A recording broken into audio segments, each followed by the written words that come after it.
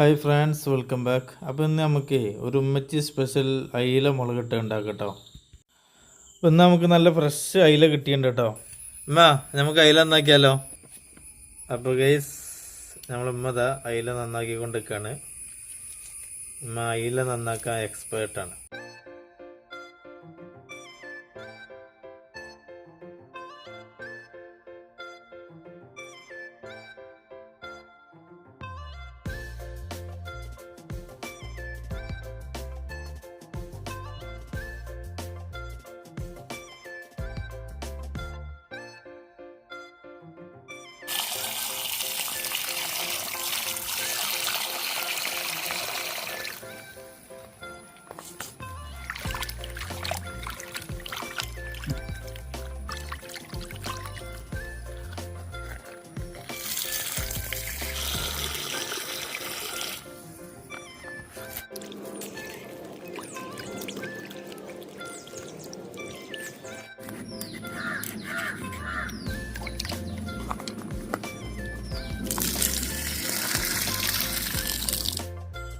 ഇപ്പോൾ നല്ല പോലെ വൃത്തിയായിട്ട് 2-3 പ്രാവശ്യം നമ്മൾ കഴുകി എടുത്തിട്ടുണ്ട്.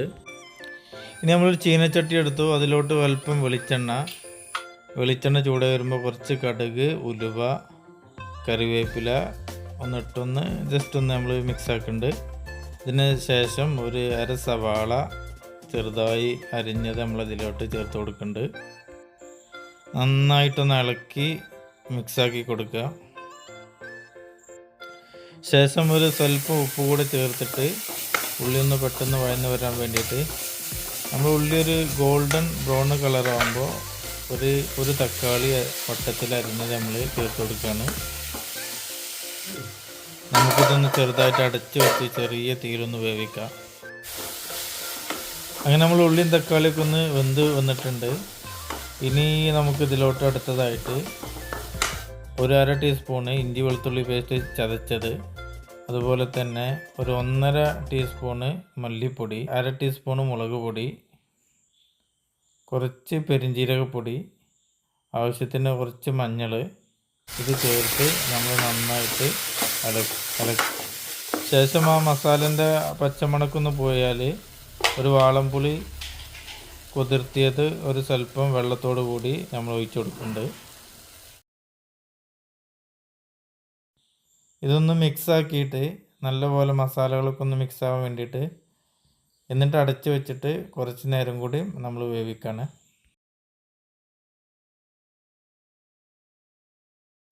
ഇനി നമ്മളിത് നല്ലപോലെ ഒന്ന് തിളച്ച് വരുന്ന സമയത്ത് നമ്മൾ കഴുകി വൃത്തിയാക്കി വെച്ച മീൻ ഓരോ കഷ്ണങ്ങളാക്കി നമുക്കിതിലോട്ട് ആഡ് ചെയ്ത് കൊടുക്കാം.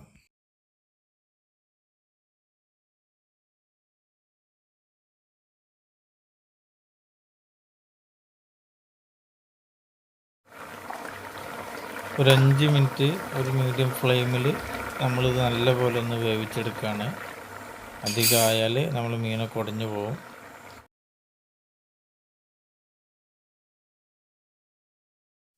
കുറച്ച് പച്ച വെളിച്ചെണ്ണയും കറിവേപ്പിലയും ചേർത്ത് ഒന്നുകൂടെ നമ്മൾ ഇളക്കി കൊടുക്കുകയാണ്. അങ്ങനെ നമ്മൾ അയില മുളകിട്ടത് ഇവിടെ റെഡി ആയിട്ടുണ്ട്. അപ്പോൾ വീഡിയോസ് ഇഷ്ടപ്പെട്ടാൽ സപ്പോർട്ട് ചെയ്യാൻ മറക്കല്ലേ.